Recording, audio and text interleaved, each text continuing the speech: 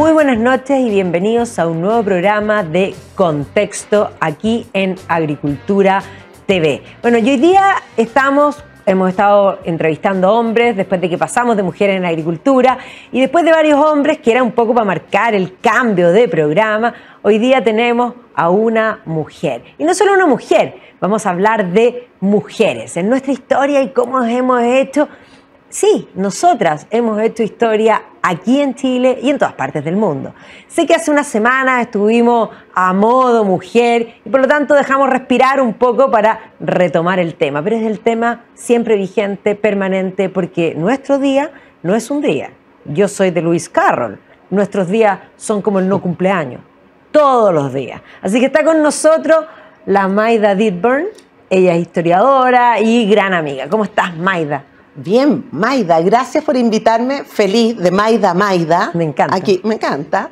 Hablando de mujeres, hablando del pasado y de cómo repercute en el futuro y en el presente el papel de las mujeres. Así que encantada de estar acá. Un millón de gracias. Además encuentro que las Magdalenas son las que tienen que hablar de mujer, porque si hay una mujer que ya marca la historia es precisamente María Magdalena. Totalmente.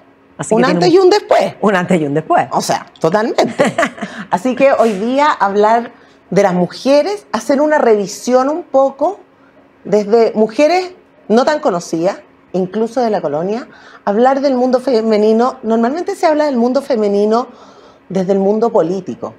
Siempre. ¿Qué te parece que hablemos? De hecho se considera siempre como que la participación política es lo que le abrió los caminos a la mujer, porque se lo mira desde el feminismo, desde el concepto del voto, pero las mujeres han destacado siempre, y en Chile también, pero me encanta que hablemos de otras disciplinas, no sé, del arte, pero no solamente de los eso. distintos mundos que habitamos las mujeres, Mayda. Sí, pero por supuesto. Sí, eso es súper importante. Por supuesto. Y me encantaría que partamos, no sé si te tinca, dime tú, pero de aquel mundo que nunca se resalta, donde hay grandes exponentes a nivel mundial y, a mi juicio, la mujer más inteligente que existió en la historia es precisamente la Hildegarda de Bingen, y no la mencionan porque es una monja. Es más, no mencionan a la filósofa más importante mujer que ha existido en la historia, la Edith Stein, porque se hizo monja carmelita.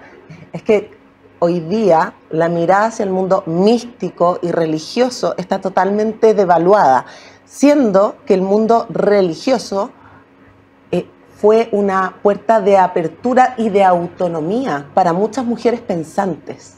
Y así ha sido, y queda demostrado con Hildegarda, una mujer que además dejó una obra extensísima.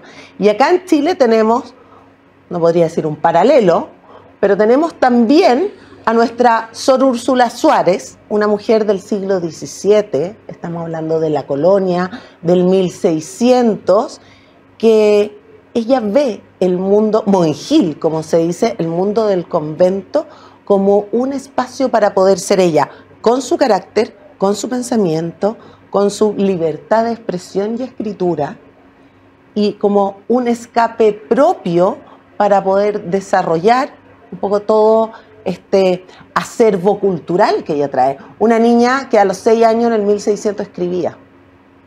Wow. Algo súper fuera de lo común. Sí. Muy fuera de lo común. Estamos hablando de Chile. Estamos hablando de Chile. Ella era una niñita de una familia bastante bien posesionada políticamente, culturalmente, y ella tiene una vida súper curiosa, Mayda. Ella desde chica comienza a tener visiones. Todavía ella como la Hildegarda. Sí. Y su mamá se asusta.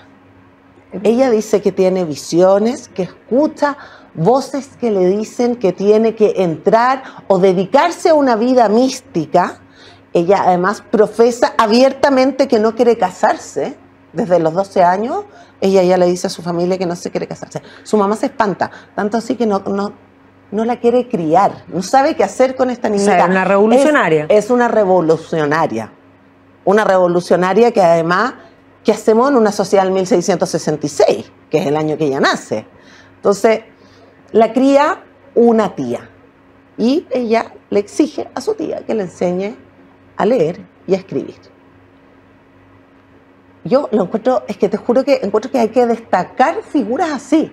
Bueno, y ella, ¿cuál es como el gran aporte que tiene? Ella entra a las monjas clarisas. En esa época habían 3 o 4 conventos en Santiago y no más, estaban las agustinas y las clarisas, eran las que tenían la mayor cantidad, podríamos decir, de jóvenes dentro que estaban entrando. Y normalmente entraban cerca de los 16 años. Ella pide entrar antes, ella pide entrar a los 12, porque ella estaba aterrada. Lo único que quería era que no la casaran. Ella quería una vida dedicada al mundo religioso, pero más que nada... Y al mundo intelectual. Es al mundo intelectual. Claro. Es como Sor Juana Inés, al mundo intelectual. En el fondo tienen todo un lado místico muy desarrollado y espiritual, pero la autonomía, independiente de lo que uno pueda creer, el mundo conventual para las mujeres significaba un mundo de autonomía y de identificación del yo, que quizás no se daba en el mundo laico. Claro. Entonces, es muy interesante lo que pasa con ella. Bueno, y ahí ella se nota de inmediato con su liderazgo. Ella entra siendo muy chiquitita, a los 14, 16 años, ya va haciendo, podríamos decir, haciendo carrera o ocupando los distintos puestos jerárquicos de las monjas clarisas. Parte siendo ecónoma, después va subiendo, llega a abadesa, y ella ocupa todos los puestos a lo largo de su vida del convento, pero lo más curioso que tiene la Sor Úrsula es que su confesor la manda a escribir. Y ella parte escribiendo... O sea, un hombre y destaca la intelectualidad de una mujer. Claro. Algo que hoy día dirían es imposible porque los hombres son opresores y solo opresores. Exactamente. En el fondo, ¿cuál era la dinámica? Tú tenías tu guía espiritual, que era un sacerdote, por supuesto. Y tú te confesabas con el sacerdote, pero ella le comenta que ella goza y sabe escribir. Y el hombre ahí, el sacerdote en cuestión, le dice, bueno, entonces usted va a llevar una especie, podríamos decir, diario de vida, pero es confesional. Y ella parte escribiendo un poco contenta porque tiene la libertad de escribir mucho, pero obligada. Sí, un mandato. Un mandato. Y los diarios confesionales de esa época, o crónicas confesionales, en el fondo tienen un tono confesional, bastante místico y bastante religioso. Pero la escritura de Úrsula Suárez no lo tiene. Tiene otro aspecto muy importante, que es el identitario, el yo. Habla de ella. Habla de cuando era niña, de lo que ella tú me estás escuchaba. Diciendo que estamos hablando que ella nace en el 1666. Por lo tanto, ella no solo es una adelantada como mujer, sino que es una adelantada incluso como movimiento, porque cuando nosotros pensamos en el yo, tenemos que remontarlo a finales del siglo XVIII, de posterior, en el fondo, postkantiano. Exactamente. Siempre se dice que, y es más, tenemos hoy día el libro de la Andrea Wolf, que es una maravilla, si no lo has leído. O sea, Mayra, no puedes seguir respirando sin leerlo. Vamos a tener que leerlo. O sea, la invención en el fondo del yo, esto de los románticos, los rebeldes, y claro, ella parte diciendo que Fichte es quien descubre el yo. Pero tú me estás diciendo que es en Chile, es una mujer y es antes que eso. Y es una monja de claustro. Me encanta, me encanta. Ya, es que hay que leer voy a necesitar investigar de ella, me encantó. Ella trabaja desde el yo, desde la identidad, y más que tener un relato netamente religioso, ella nos va contando su vida. Desde una niña que escuchaba a sus tías cómo se quejaban de sus males de amor y decía, yo para esto no estoy. Para esta tontera yo no estoy, yo estoy para otras cosas desde niña, y va relatando su vida. Pero ella además tiene otra cosa que a mí me encanta. Crea un relato del mundo femenino al interior del convento.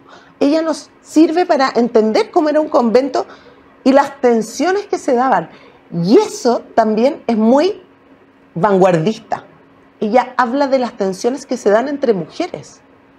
De qué piensan las mujeres dentro del convento, de cómo ella quiere sí acceder a ser abadesa, porque a ella sí le importa hacer, podríamos decir, una carrera dentro. Ella quiere ser una líder dentro y lo habla transparentemente. O sea, Entonces, es como el siglo, no sé, ya ni siquiera la voy a poner en el siglo XIX, que estoy poniendo los románticos. O sea, ella es como del siglo XXI. claro. Y todo esto, por supuesto, en un lenguaje del 1600. Por supuesto. Por supuesto, en un lenguaje del siglo XVII, en un lenguaje colonial.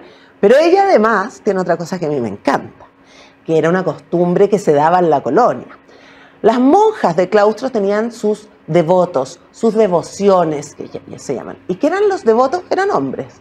Hombres que las visitaban, que eran devotos, y que iban a hablar con ellas, una especie de amigos espirituales. Y estos hombres podían entrar a una parte especial del convento, que era un lugar especial para estas visitas, donde tú conversabas, tenías esta amistad con las monjas.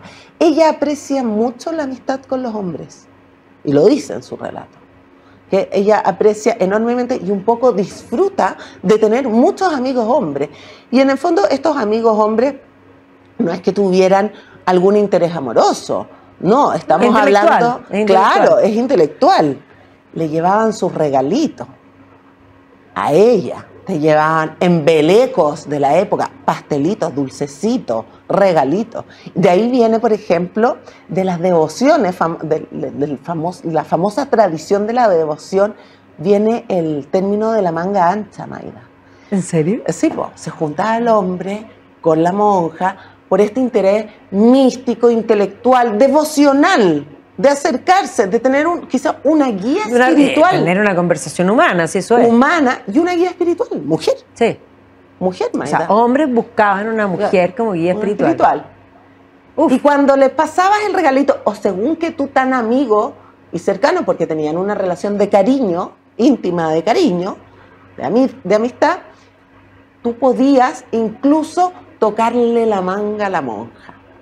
A la manga ancha. Entonces, si la monja era bien tu amiga, la manga ancha. Si no, la manga angosta. Y ahí viene. Mira tú. Me encantó. Oye, me encantó. No, yo. Salvaje, espérate, la anoto, Sor Úrsula, porque además me encanta que se llame Úrsula. Tú sabes que yo soy ursulina, entonces eso. Úrsula Suárez, no olvidar. Sí.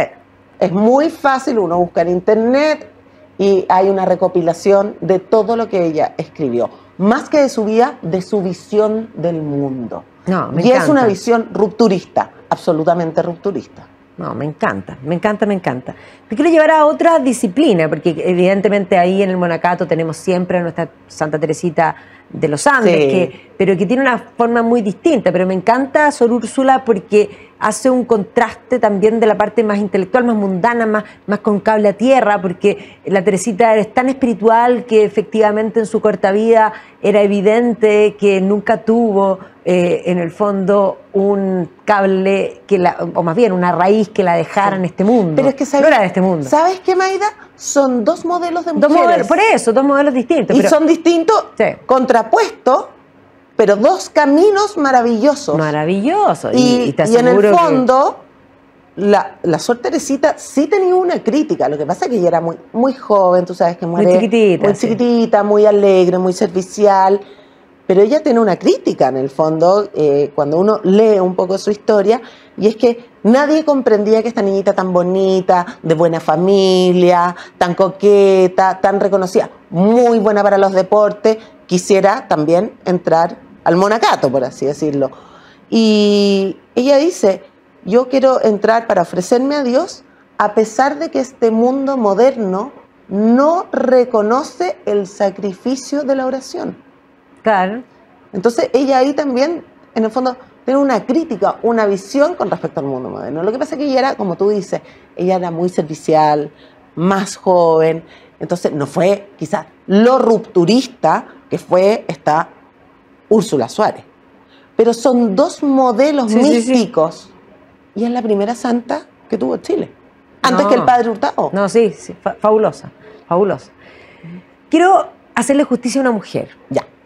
Porque la verdad es que hace unas semanas atrás me tocó estar hablando, porque estamos haciendo nuestro documental de Viaje en el Tiempo y tenemos un capítulo, en el fondo, la temporada va a ser Roma. Entonces en uno de los capítulos obviamente está dedicado al barroco y a Gian Lorenzo Bernini. Y yo planteo en una clase después de esto que, bueno, Gian Lorenzo es fabuloso, es un autodidacta que convierte el mármol en carne y que es probablemente, que hay, en el fondo es tan grande como, porque el mármol es perfecto, creado por Dios, pero en las manos de Gian Lorenzo o en las manos de Miguel Ángel, la creación se perfecciona. Sí. ¿Ya? Y después dije, pero voy a hacer justicia, porque junto a ellos yo pondría a una mujer y pondría a una chilena. Sí. ¿Por qué en Chile no ensalzamos a Rebeca Mate como la historia, como en realidad se lo merece? Porque Rebeca Mate yo la pongo al lado de Miguel Ángel Buonarroti y de Gian Lorenzo Bernini. Explícame, Maida. Es que no tiene explicación de por qué, exactamente como tú dices, no reconocemos, no ensalzamos, no respetamos la obra de Rebeca Mate. No, la han pasado a llevar tantas veces. Exactamente. La Rebeca Mate también una mujer extraordinaria. Escultora. Escultora del mundo de las artes, que también tiene una vida. Todas estas mujeres, además, desde su niñez están marcadas por la diferencia. Ella también, hija de un matrimonio con acceso al arte, a la cultura, se rodea acá en Santiago de arte, de cultura, de pensadores, de intelectuales, pero se va muy chiquitita con su papá porque su mamá muere a vivir. Y se va a vivir a Europa. Y es en Europa donde esta niña renace y conoce este toque de Dios del cuerpo humano. En una época en que las mujeres acá, primero que todo, no accedían a estudiar arte por ningún motivo. No ¿Dónde la situamos para que toda la gente...? Ella es del siglo XIX, sí, de mediados a adelantados del siglo XIX. La segunda mitad del siglo XIX, o sea, un periodo de abundancia y en Europa precisamente de auge económico, por lo mismo florecimiento de las artes. Exactamente, el siglo XIX, cuando hablamos de la mitad del siglo XIX, estamos hablando del 1850 en adelante, pero ella es más de la década del 70 cuando nace. Pero ella se va a París y a Italia, y es allá donde se educa. Y en Italia, en Roma, ella se integra a uno de los, podríamos decir, de las escuelas escultóricas más destacadas en la época en Italia.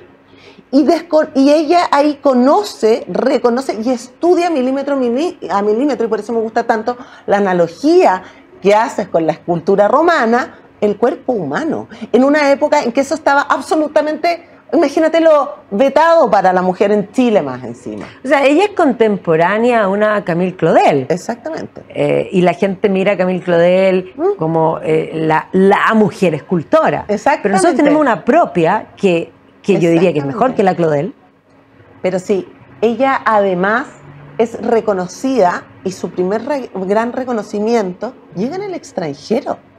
Bueno, eso pasa en Chile, sí. Siempre se reconoce en el extranjero. Nadie es profeta en Chile hay un problema de no reconocer. Yo siempre digo que si Ercilla hubiese escrito La Araucana en Argentina, los argentinos dirían que es más grande que Cervantes. Exactamente. Pero aquí la gente no sabe lo que significa la Araucana, que aquí en Chile se perfeccionó el castellano y una Rebeca Mate con, claro, podríamos decir, todos la conocen, porque los que pasan por el Museo de Bellas Artes, afuera está el de Roger Ícaro, al interior está Horacio, pero también en el Cementerio General, muchísimo, pero también en el Club de la Unión, en la entrada, ¿no?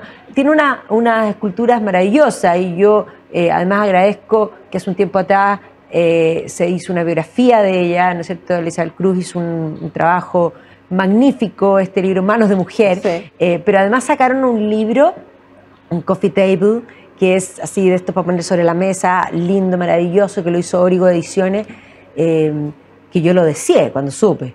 Lo tengo, lo logré conseguir, pero que debiese estar en todas partes en Chile, porque debiese ser un orgullo país. Lo que pasa que finalmente lo que pasa con Rebeca Mate es que, tal como tú dices, es una mujer que es profeta en otra tierra, es reconocida en otra tierra. Es más, le dan un título de académica honorífica en la Academia de Bellas Artes de Florencia. a Rebeca Mate. Wow. En Florencia.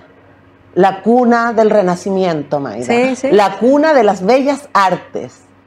Esa es nuestra Rebeca Mate. ¿Y qué pasa acá? Nosotros de repente encajamos, por ejemplo, en el mundo artístico a Rebeca Mate y la instalamos solo como un referente del arte. Y en verdad es parte de nuestro patrimonio. Es una mujer que finalmente partió a ser patria afuera. ¿Te das cuenta? Sí, sí, sí. Con 24 años. Es una mujer que deberíamos estudiarla en los colegios. No, pero por supuesto.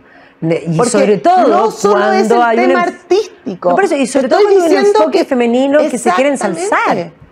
Te estoy diciendo de una mujer en una época en que no existía la posibilidad de que una mujer se dedicara al arte, logra poner a la escultura chilena a un nivel profesional. Ella profesionaliza la escultura, la exporta al mundo, exporta el nombre de Chile al mundo a través de una mujer. Maravilloso. Y demuestra, además, y en eso es una mentora y una heroína, podríamos decir, y ella demuestra que la escultura, en el fondo, la mujer puede hacer un camino profesional en la escultura. Y de ahí abre lo que podríamos decir el semillero, porque nosotros tenemos grandes escultoras, Fabulosas. Y el siglo XX después se destaca por las grandes escultoras que tenemos. Sí, bueno, ahí inmediatamente me viene a la mente la Lili Garafulich, que es una cosa impresionante, además es un modernismo, digamos, con una expresión propia que podríamos con una propuesta única. Sí, única. O sea, podríamos decir que hay un tipo de modernismo que nace en Chile de manos de una mujer. Exactamente. Vayan a la Basílica de Lourdes y no lo van a poder creer. Y ahí nuevamente volvemos, por ejemplo, y ahí es lo bonito de las disciplinas y de los distintos mundos del mundo femenino, cómo se compenetran. Volvemos desde el arte al mundo místico. La Lili Garafulich, también una mujer del siglo XX, ¿no es cierto? Hija de croatas, chilena, también se cría en una familia con un sentimiento artístico muy destacado, una sensibilidad. Claro. Su hermano es el arquitecto de la Basílica de Lourdes. Sí. Es su hermano el arquitecto. Y ella también entra a estudiar a la Universidad de Chile, entra a estudiar dibujo y se va perfeccionando en el mundo de la escultura. ¿Qué es lo maravilloso de de las muchas cosas de la Lili Garafulich? Primero esto, conocer a uno de los maestros del modernismo y encantarse con el modernismo y atreverse con esa propuesta en un Chile que todavía... Era muy clásico. Era muy clásico. Porque eso es lo bonito además de estas dos mujeres. Tenemos una Rebeca Mate que trabaja el cuerpo clásico. Se enamora, podríamos decir, de esa figura. Que convierte básicamente la piedra en carne real. Exactamente. Que palpita, podríamos decir. Cuando uno ve el brazo de Horacio, tiene las venas. Tendones, por eso es equivalente a la mano del David de Miguel Ángel. Porque ella representa el arte clásico. Podríamos decir, inspirada por esta escuela, ella de París, pero más que nada de Roma. La Lili Garafulich toma todo ese acervo y lo reinterpreta en el mundo del modernismo. Y tiene una cosa muy bonita, porque el mundo del modernismo, además, sobre todo en Europa, no siempre conversa con el mundo místico, y eso es lo que quiero destacar. Sí, pues. Conversan en el mundo místico con Gaudí. Exactamente. Porque Gaudí pero es una excepción. porque Gaudí era un místico. Exacto, totalmente. Era una zeta, además. Sí, impresionante. Pero esa es una excepcionalidad. Sí. Porque el modernismo funciona... En contraposición de... Exactamente. Funciona políticamente, al final. Y ella lo que hace es que llega con esta visión del modernismo y llega a invitar a todos a recuperar el conocimiento sobre nuestro patrimonio y crea a estas figuras extraordinarias que están en la Basílica de Lourdes. Tenemos los 4 evangelistas. Una maravilla. Y que es una maravilla. O sea, mira, desde gárgolas que están en la Basílica de Lourdes, hasta los 4 evangelistas, hasta los 12 apóstoles. Entonces es una cosa que... No, y además son monumentales, un poco el estilo, podríamos decir, que encuentras en el interior del Valle de los Caídos.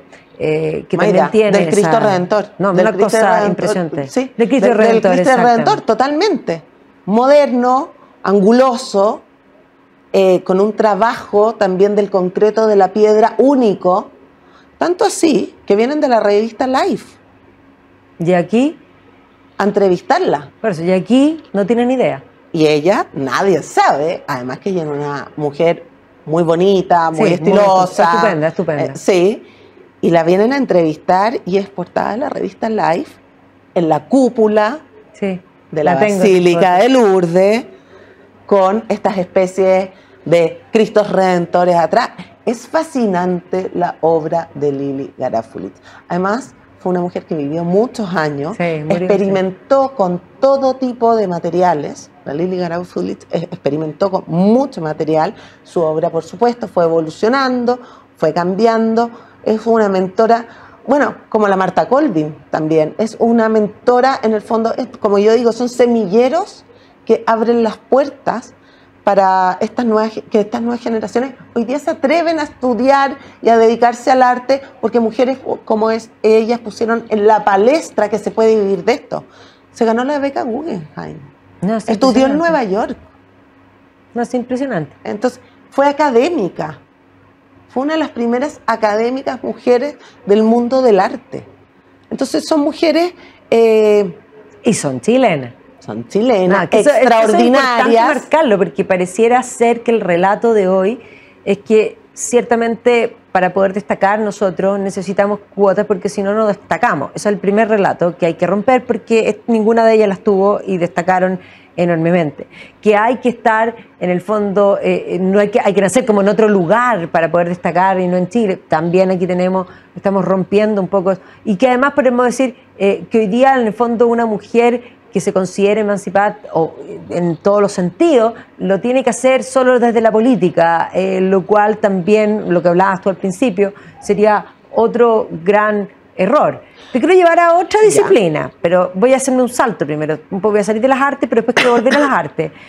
Pero me voy a ir a algo así bien masculino, que gente, podríamos decir, el relato es nosotros nunca estuvimos ahí. Y aquí mi evidencia histórica, tú sabes que yo me dedico principalmente a la historia europea, nosotros hemos estado presentes en todos los ámbitos. O sea, yo siempre hablo, por ejemplo, no sé, quiero hablar de ciencia en particular, pero cuando la gente dice, no, las mujeres no estuvieron presentes en eso, yo siempre me voy, no sé, a una Ava Lovelace, que es la hija de Lord Byron, que en rigor es una matemática, que inventó el código binario y que es la madre de la computación y que nadie sabe y nadie lo dice. ¿Ya? Porque más piensan en la computación hoy día como si fuera el software simplemente, pero hay que entender que hay todo un tema detrás que tiene que ver con matemática, y cuando te vas al software, claro, piensas en Steve Jobs y en Bill Gates, y no es necesariamente eso, y piensas siempre en Estados Unidos. Exactamente. También, o sea, ahí hay muchos errores que me parece que... Pero en la ciencia, en el mundo estuvimos siempre, y hay muchas mujeres muy destacadas, con las cuales incluso grandes científicos en la historia se carteaban y las incorporaron un poco a yo hablo del mundo de las cartas, que esta interconexión intelectual que existía incluso del viejo mundo al nuevo mundo. Pero aquí en Chile, ¿tenemos mujeres que hayan destacado en la ciencia?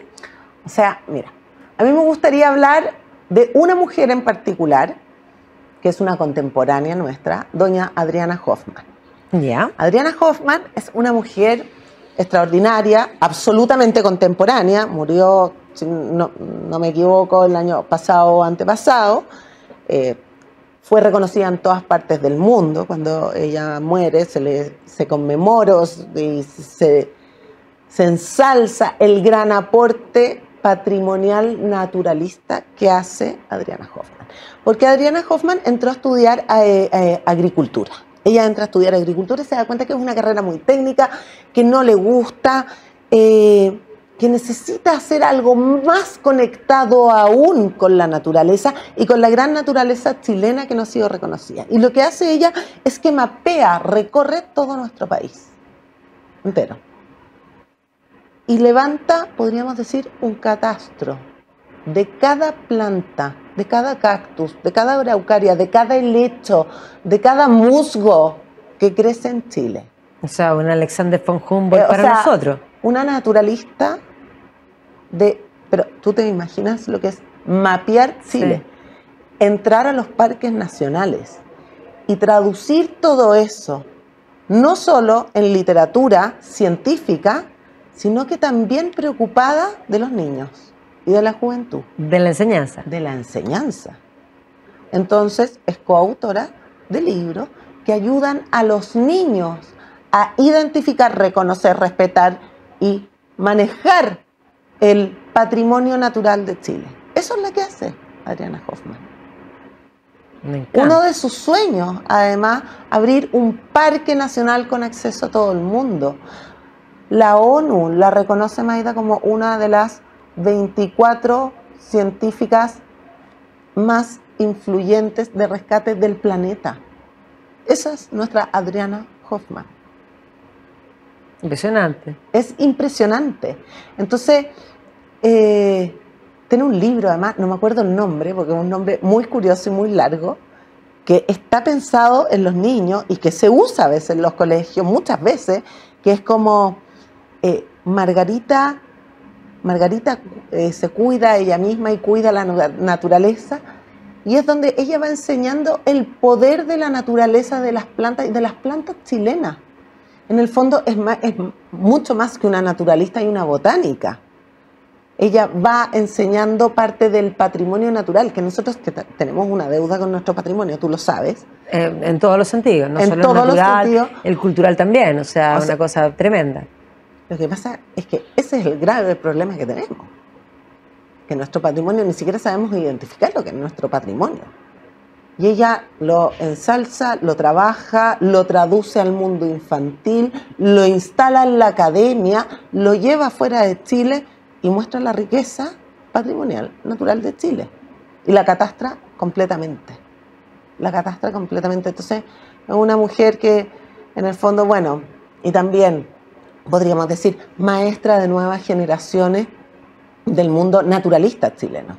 Del mundo naturalista. Entonces, es una mujer que nuevamente es reconocida, bueno, por supuesto que acá en Chile, pero a nivel internacional, es reconocida en la ONU. Mira, me encanta todo lo que hemos hablado de mujeres, pero te voy a llevar ahora a un tema distinto por lo que mencionaste. Acabas de hablar que en Chile nosotros no respetamos nuestro patrimonio, y un poco pensando en Adriana Hoffman desde el patrimonio natural, yo dije que tampoco el cultural.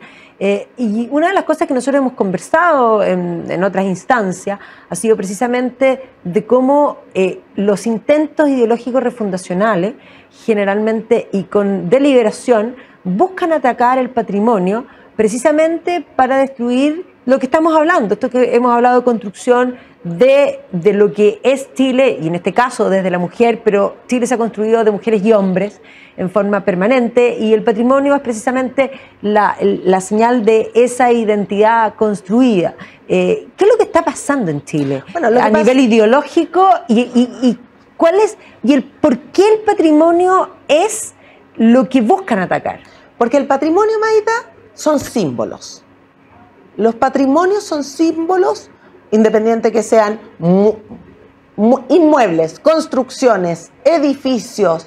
El Parque Nacional son símbolos que uno les da cierta valorización. Un pueblo, una nación les da cierta valorización porque funcionan a nivel simbólico, son el alma de un pueblo, ¿me entiendes? Son como los elementos aglutinadores que te hacen entender un ser común. Son los elementos cohesionadores. Sí.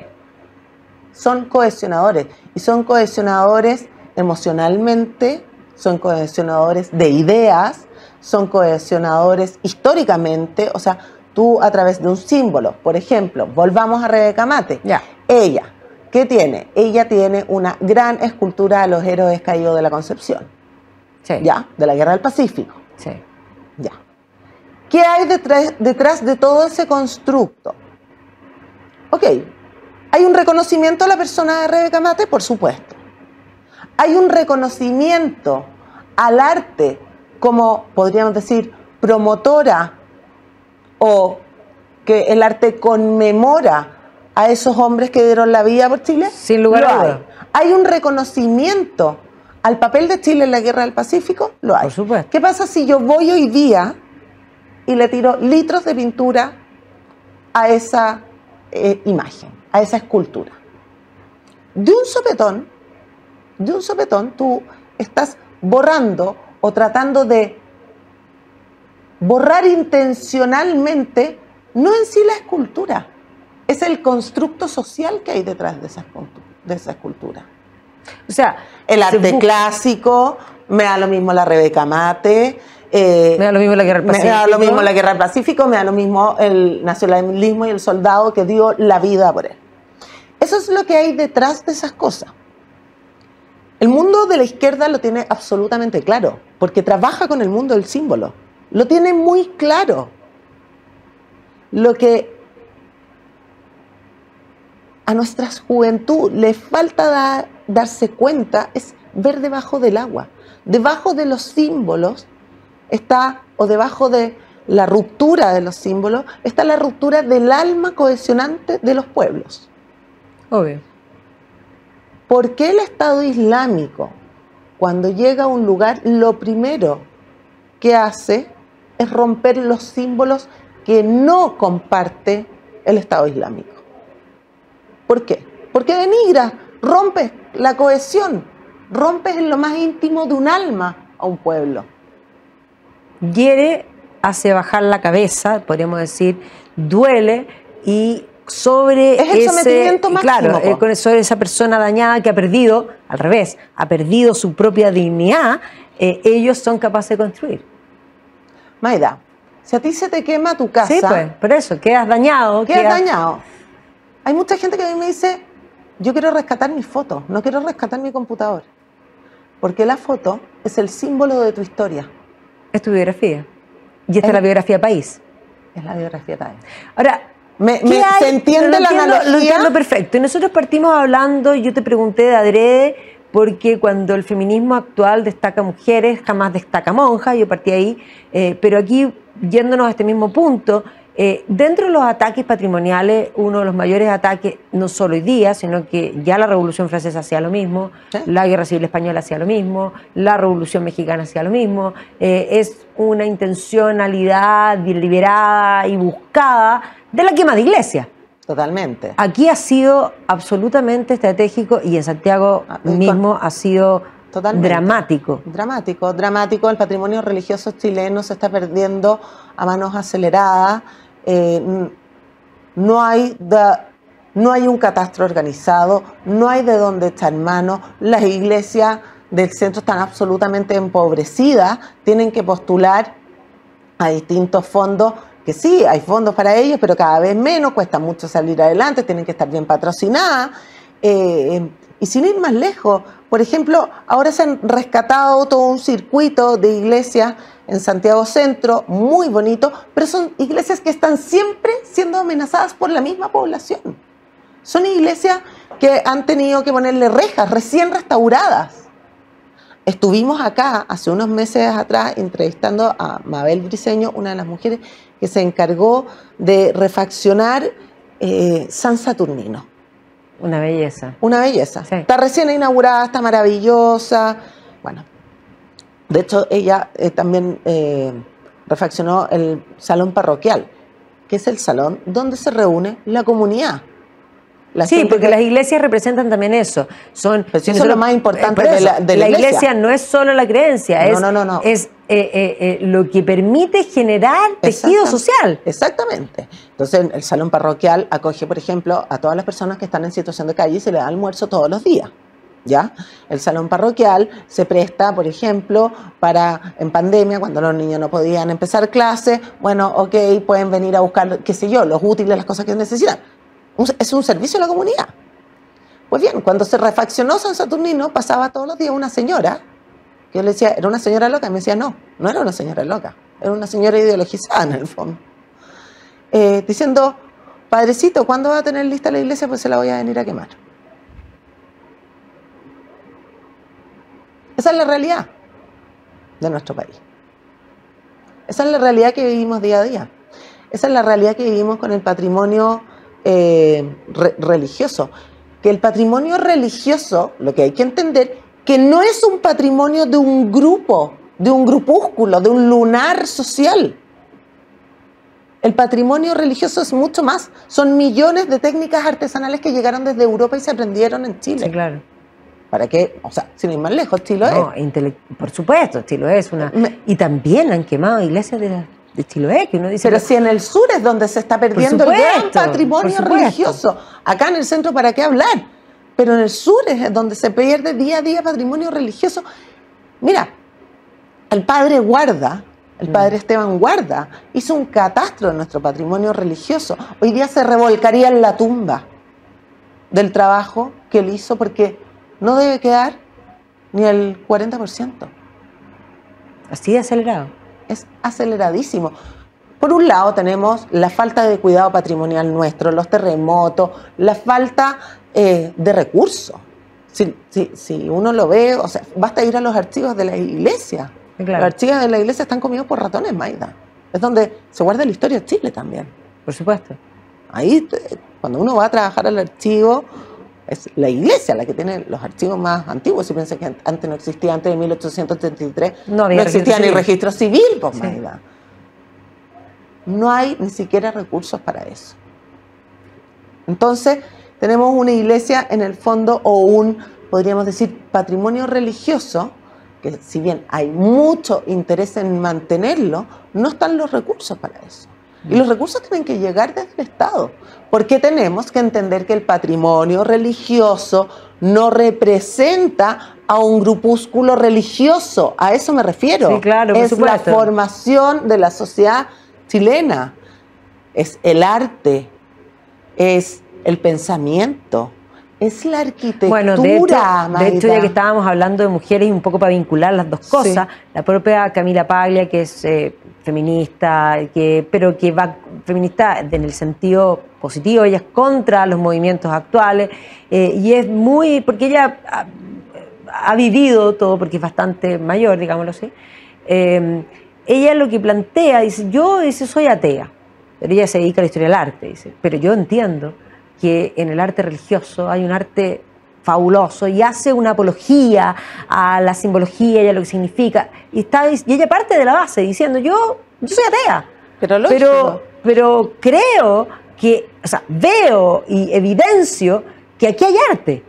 Y en ese sentido, más allá de lo trascendente, hay una verdad inmanente que se hace presente.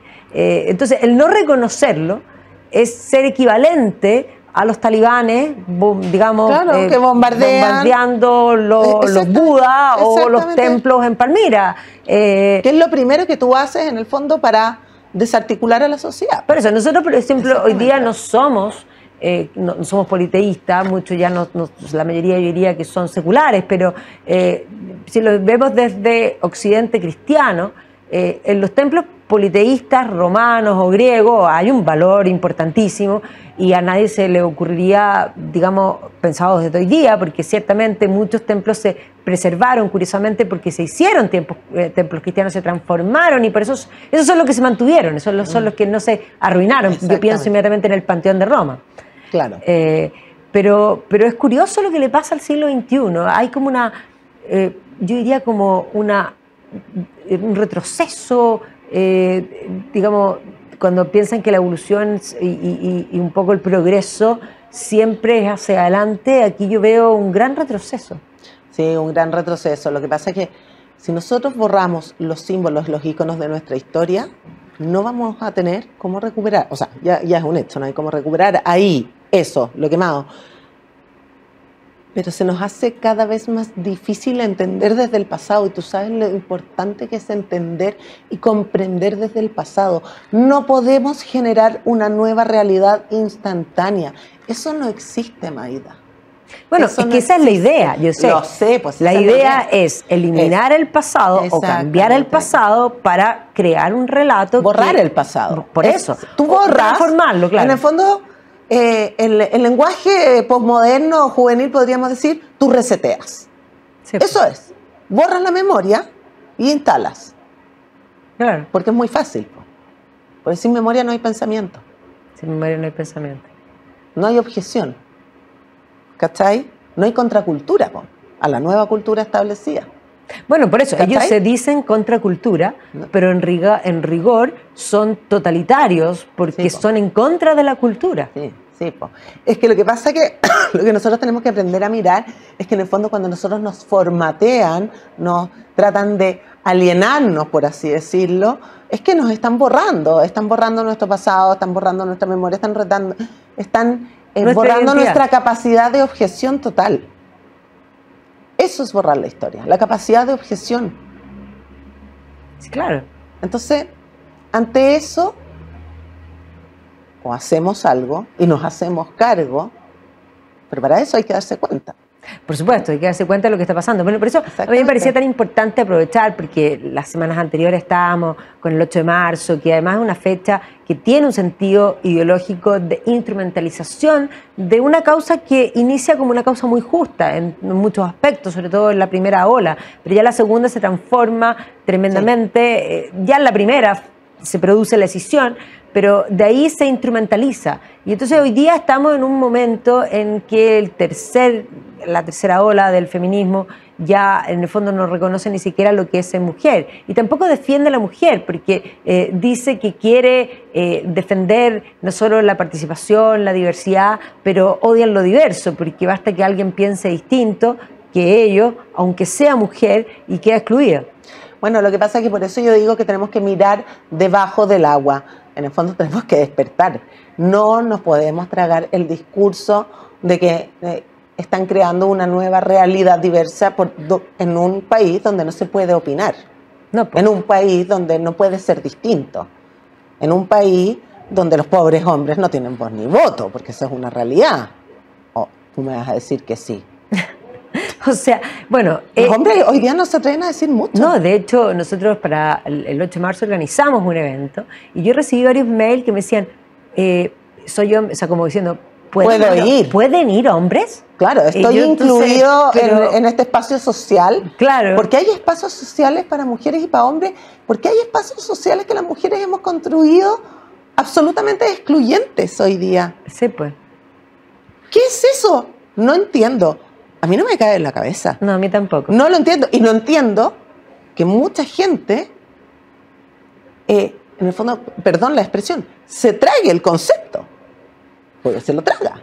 No, por supuesto. Y además tiene una construcción muy, muy tóxica que es ese concepto de hacer caricatura. Porque en el fondo todo macho es opresor.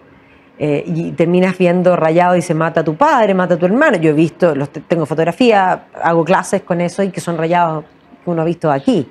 Y claro. Uno dice, pero a ver, ¿cómo, de qué estamos hablando? Y no todo macho es opresor, primero, puede haberlos, por supuesto, y puede haberlas también, al revés. Pero, por ejemplo, escuchaba la semana pasada, el 8M, los cuentos de Santiago, en el fondo 100 palabras, creo que era. Y entonces era un cuento de una niña que estaba en el metro, entonces decía, me subo al metro, me pongo los audífonos, no tengo, en el fondo, sin sonido. Estoy nerviosa, siento a alguien, miro hacia el lado, me siento aliviada, es una mujer. Como diciendo, si es un hombre, te va necesariamente a violar. Hay tantos hombres buenos. Sí. Pero ¿qué está pasando? Esto es una locura. Es una locura y es un... O sea, en la medida que las mujeres estén construyendo espacios sociales excluyentes, es el peor negocio que podemos hacer las mujeres. Sí, sin duda. Es el peor negocio que podemos hacer las mujeres. Las mujeres, si somos las líderes que somos, si hemos trabajado, si hemos llegado a alcanzar los propósitos de 200, 300 años de trabajo mancomunado de mujeres, si es eso, desde distintos ámbitos, hoy día lo que deberíamos hacer es una sociedad más amorosa, dar la lección. Claro. No más excluyente. No, pues inclusiva, como es lo que ellos dicen. Ellos hablan de inclusión, pero es exclusión. Es totalmente excluyente, Maida. Sí, pues. Es totalmente excluyente. Entonces, hay mujeres que pensamos que sí hemos alcanzado y hemos logrado a mérito propio grandes reconocimientos y que está bien Y es necesario tener voz, voto, opinión, decir lo que uno piensa. O sea, eso es gracias al trabajo, como te digo, mancomunado desde distintos ámbitos de generaciones de mujeres. Y también de hombres, porque había muchos hombres que han apoyado la causa desde el comienzo. De hecho, de hecho, lo más divertido de las feministas es que el primero que pidió la participación igualitaria de la mujer en educación y un poco podríamos decir la antesala al feminismo, es un hombre y es un cura. Y uno dice, me están molestando. Y que Rousseau, que podríamos decir es el gran pilar o piedra angular de todas las visiones socialistas radicales, porque de ahí parte todo, consideraba que la mujer era inferior y que había que dejarla de lado. ¿Ya? Entonces, y que los primeros que pidieron el voto fueron hombres también. Bueno, o sea, acuérdate de la discusión que pasa en Chile, que en el fondo en Chile el voto era censitario. Eso quería decir. O sea, yo siempre digo que cuando las personas dicen, bueno, es que el feminismo, la mujer no tenía derecho a voto. Es que momento. No solo la mujer. No, por eso. Los hombres tampoco. O sea, tenía que ganar cierta cantidad de plata. Y antes de eso, porque tienes que pensar que eso es con democracia liberal y hay voto censitario. Pero antes de la democracia liberal, no hay voto. Exactamente. Y por lo tanto, los hombres y las mujeres estaban excluidos de la participación. La batalla la libraron primero los hombres y ganaron su espacio, primero censitario, y eso se fue aumentando, y en el momento en que ya se aumenta y se convierte en más universal para los hombres, aparece también la demanda de la mujer. Pero esa es la historia. La historia no es que en la historia siempre ellos gobernaban, como dice la Kate Millett, mientras nosotras amábamos, ellos gobernaban. Y en el voto censitario tampoco podían votar todos los hombres en Chile. No, por supuesto que no, y en el mundo tampoco. Exactamente, entonces, bueno, y algo te iba a comentar que algo curioso pasaba en Chile. Bueno, en Chile, sin ir más lejos, cuando comienzan estos primeros movimientos del voto femenino, la izquierda se horroriza. Sí, pues, y dice, porque la mujer es un cordero de la iglesia.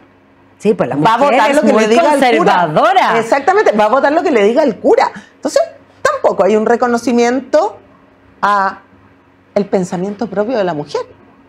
¿Me cacháis, no? Sí, no, por supuesto. Bueno, si los primeros en Chile, en el caso chileno, de los primeros en pedir el voto femenino es Abdón Cifuentes, y es conservador. Y la izquierda no quiere que la mujer vote, dice que no. Y dice que no porque no votaban por ello. O sea, es instrumental. Sí, pero por supuesto. Y no votan por nosotros porque las mujeres, las beatas, acuérdate que se hablaba incluso de las beatas, son más cercanas a la iglesia y van a votar lo que les diga el cura. Desde el púlpito, la iglesia va a mandar que voten. O sea, no hay un reconocimiento a la capacidad intelectual propia, única, el criterio propio de evaluación de la mujer ahí. ¿Me entiendes? Sí, por supuesto. Entonces, tenemos que saber mirar, ni siquiera mirar debajo del agua. Tenemos que abrir los ojos a lo que está pasando. Tenemos que analizar los discursos. Tenemos que crear niñitas, mujeres capaces de analizar el discurso, de qué hay atrás del símbolo, de saber mirar más allá. Y ahí viene el punto, de tener pensamiento crítico, porque una de las cosas que se ha hecho es eliminar precisamente de los colegios la filosofía, la historia, que claro, la mantienen porque dicen, no, pero si se pasan. Voy yo de un ejemplo puntual desde mi disciplina, pero te dicen, no, pero si es que en quinto básico ven los romanos.